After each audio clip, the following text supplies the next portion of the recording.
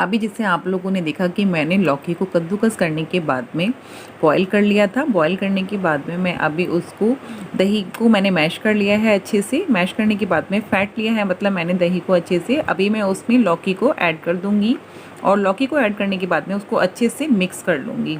और अभी मसाले में मैंने उसमें क्या यूज़ किया है, मसाले में मैंने उसको जीरा उसमें यूज़ किया है, जीरा पाउडर, भुना हुआ जीरा पाउडर मैंने उसमें यूज़ किया है और सिंपल नमक मैंने उसमें यूज़ किया है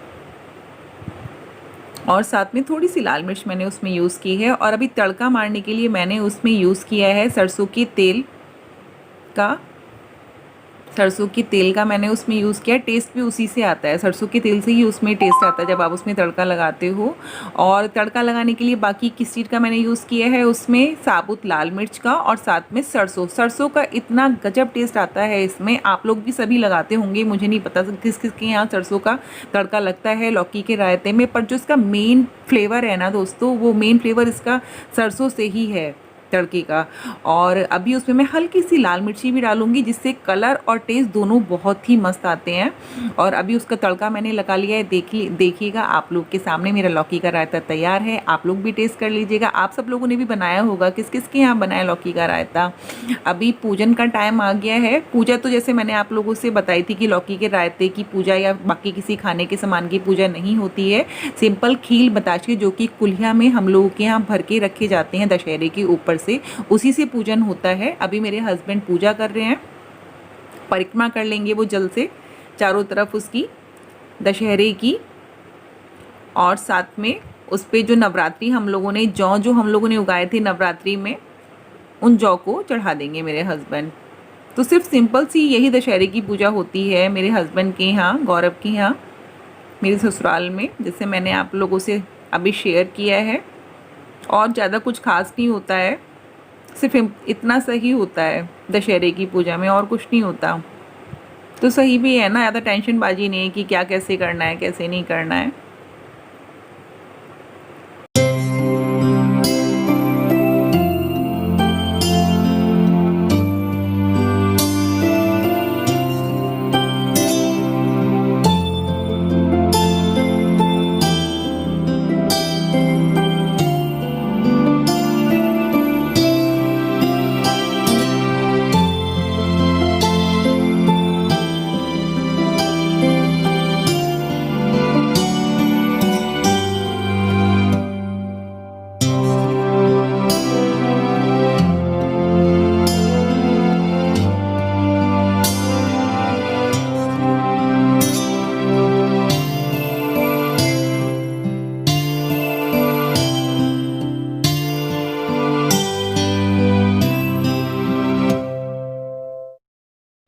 हेलो, नमस्ते, सलाम। मैं श्वेता, आप लोगों का आपकी अपनी ब्लॉग श्वेतास ब्लॉग दिल से मैं बहुत बहुत स्वागत करती हूँ। कैसे हैं आप लोग और आप लोगों ने दशहरे की पूजा कैसे की? मैंने तो अभी आप लोगों से अपने वीडियो में शेयर किया जिस तरह से मेरे हस्बैंड गौरव के यहाँ पे दशहरे की पूजा होती है, वो वीडियो मैंने आप लोगों से शेयर किया है। और बहुत ही सिंपल सी होती है, ज़्यादा कुछ होता ही नहीं है।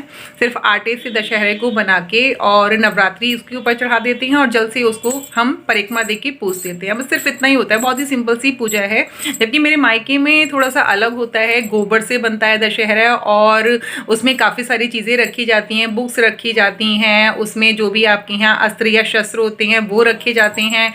और उसमें साथ में पूजन भी तो थोड़ा अलग है। पूजन भी कंडे के ऊपर बताशे और खाने में काफ़ी कुछ बनाया जाता है, जैसे लौकी का रायता तो जैसे मैंने आप लोगों से शेयर किया कि लौकी का रायता तो मेरे यहाँ भी बनता है। और साथ में सिंपल सिर्फ लौकी का रायता ही इन लोग के यहाँ बनता है और उसकी भी पूजा नहीं होती है। सिर्फ जो उसमें कुल्हिया जो रखी हुई थी मैंने दशहरे के ऊपर बना के, उसमें सिर्फ कुल्हिया जो रखी हुई थी उसमें सिर्फ भर के रखना होता है खील और बताशों को, बाकी और कुछ भी नहीं होता है इन लोगों के यहाँ पे। और रायता आप सिर्फ नॉर्मली बना के खा सकते हो, बाकी उसकी पूजा वगैरह नहीं होती है। और मेरे मायके में मेरी मम्मी के यहाँ पे तो दशहरे की पूजा प्रॉपर वे में होती है। जैसे मैंने आप लोगों से बताया कि गोबर से बनाया जाता है दशहरे को, और उसके बाद में खाने में भी उड़द की दाल, चावल है, फुल्का है और लौकी का रायता है, इन सब चीज़ों को बना के इससे पूजा की जाती है। और दशहरा गोबर का बनने के बाद उसमें काफ़ी सारी चीज़ें रखी होती हैं, जैसे कि हम लोग को याद है बचपन से, जैसे हम लोग देखते आ रहे हैं कि उसमें बुक्स रखी जाती हैं, अस्त्र शस्त्र जो भी आप लोगों के यहाँ पे होते हैं उनकी पूजा होती है। और जो नवरात्रि हम लोगों ने उगाए होते हैं पूरे नवरात्रि में, वो नवरात्रि को भी हम लोग अपने भाई और अपने पापा वगैरह के कानों पे रखते हैं, उसमें फिर हम लोगों को रुपीज़ मिलते हैं। तो यहाँ पे ऐसा कुछ भी नहीं होता है, यहाँ बहुत ही सिंपल पूजा होती है दशहरे की। पर सबके अपने ट्रेंड्स हैं। मेरी मम्मी के यहाँ वैसे होता है, ससुराल में मेरे हस्बैंड के यहाँ ऐसे होता है। तो सबके अपने अपने ट्रेंड्स हैं, सब लोगों का स्टाइल अलग होता है, सबके ट्रेंड्स, सबके कस्टम अलग अलग होते हैं एक्चुअली। तो जिसके यहाँ जैसे होता है वैसे ही फॉलो करना होता है। तो मेरे ससुराल में तो ऐसे होते हैं, मम्मी के यहाँ थोड़ा अलग होता था। आज आप लोगों ने जैसे देखा कि आज मैंने साड़ी भी पहनी है। नॉर्मली वैसे तो पहनना या तैयार होना हो नहीं पाता, तो मुझे लगा कि क्यों ना फेस्टिवल पे तो बनता ही है तैयार होना और साड़ी पहनना, तो इसलिए आज साड़ी पहन ली है थोड़ा सा कुछ डिफरेंट लगने के लिए। आप लोग बताइएगा साड़ी कैसी लग रही है। और बाकी अभी तो बस काम ही हुआ है, उसके बाद में देखते हैं अभी और क्या करना है। ये अभी जिस तरह से नवरात्रि के फास्ट अभी कंप्लीट हुए हैं, उसके बाद में फास्ट में इतना ज़्यादा वीकनेस नहीं हुई है जितना कि अभी वीकनेस फील हो रही है। अभी एक अजीब सी थकान हो रही है बॉडी में, ऐसे लग रहा है जैसे बॉडी कितनी ज़्यादा थकी थकी सी है। तो कोई नहीं, वो धीरे धीरे करके सब सही हो जाएगा, रिकवर हो जाएगा जैसे जैसे टाइम होगा। अभी देखते हैं, अभी यहाँ काफ़ी कुछ होना बाकी है सामने ग्राउंड में। जैसे कि मैंने आप लोगों से शेयर किया था कि दशहरा यहाँ सेलिब्रेट होता है। अभी रावण दहन शाम को होना बाकी है, तो वो वाला वीडियो भी मैं आप लोगों से शेयर करूँगी। तो अभी मिलते हैं आप लोगों से बाद में दोस्तों।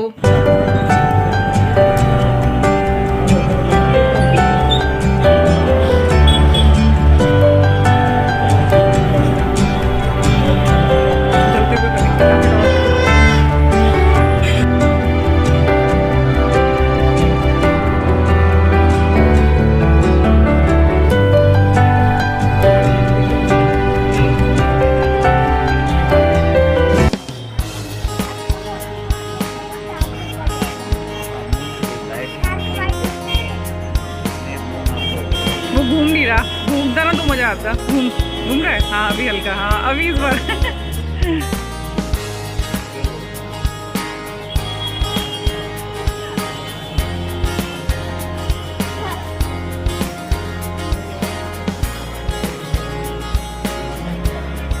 चला गया उधर।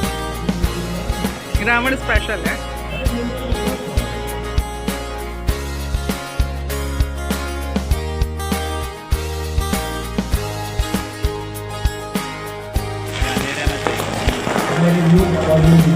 नहीं चमक रहा, फिर भी पहले वाला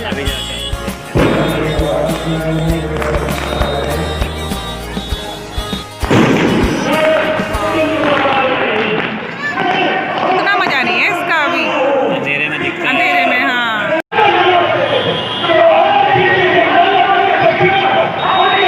जैसे आप लोग देख पा रहे हो कि कुछ ही देर में बस रावण दहन होने वाला है। अभी क्रैकर्स स्टार्ट हो गए हैं और उसके थोड़ी देर बाद ही रावण दहन होने वाला है। बस कुछ ही देर में जाके रावण दहन हो जाएगा और इतने टाइम से दशहरा का वेट हो रहा था, वो वेट भी ख़त्म हो जाएगा।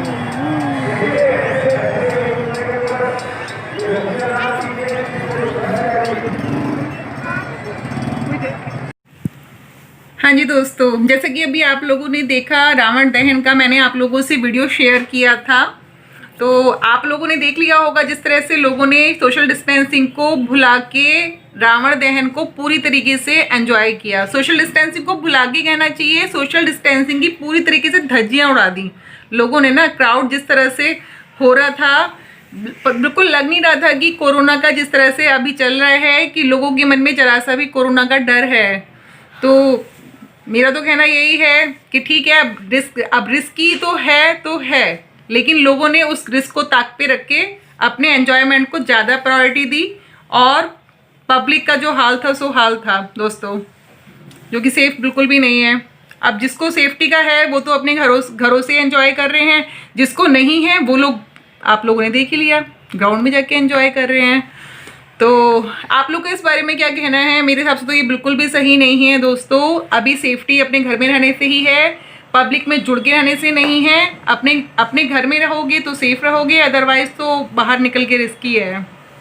आप लोग को अगर वीडियो थोड़ा सा भी अच्छा लगा हो तो वीडियो को लाइक कर दीजिएगा, कर देना, सब्सक्राइब कर दीजिएगा, और सब्सक्राइब की साइड में जो बेल आइकन आता है उसे भी प्रेस कर दीजिएगा, और शेयर कर दीजिएगा, और शेयर भी कर दीजिएगा। मिलते हैं अपने नेक्स्ट वीडियो में दोस्तों, क्योंकि वीडियो काफ़ी लंबा हो चुका है और आप लोगों को बोर करने का मेरा कोई इरादा नहीं है। मिलते हैं अपने नेक्स्ट वीडियो में दोस्तों, तब तक के लिए खुश रहिए, सुरक्षित रहिए, स्वस्थ रहिए, क्योंकि जीना इसी का नाम है। एक बार फिर से विजयादशमी की आप लोगों को बहुत बहुत शुभकामनाएं दोस्तों। मिलते हैं कुछ अलग चीज़ के साथ में नए वीडियो में, तब तक के लिए बाय बाय। बाय।